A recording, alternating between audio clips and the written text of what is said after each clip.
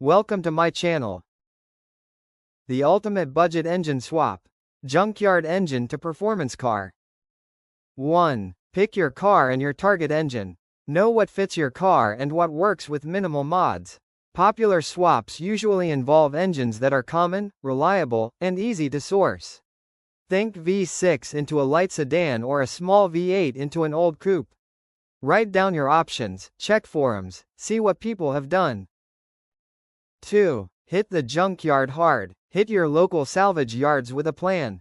Don't just grab the first shiny engine you see. Check compression, ask about mileage, peek at the service history if you can.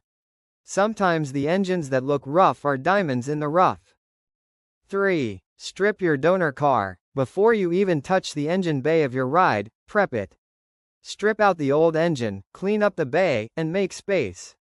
Take photos. Lots of photos. This will save headaches when you're trying to figure out where all the nuts and bolts go later. 4. Mock up and fitment check. Mock it up first. Use a hoist, test the placement, see what mounts work and what needs fabricating. This is where patience pays.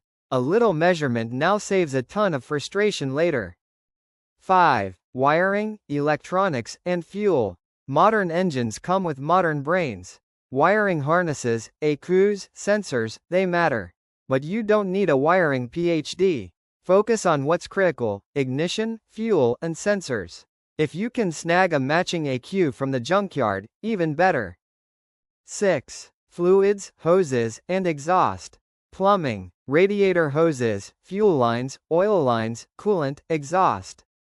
Don't cheap out here. Use quality clamps, double check every connection. One leak can ruin weeks of work. Exhaust can be hacked together for cheap, but make sure it clears the chassis and doesn't choke the engine.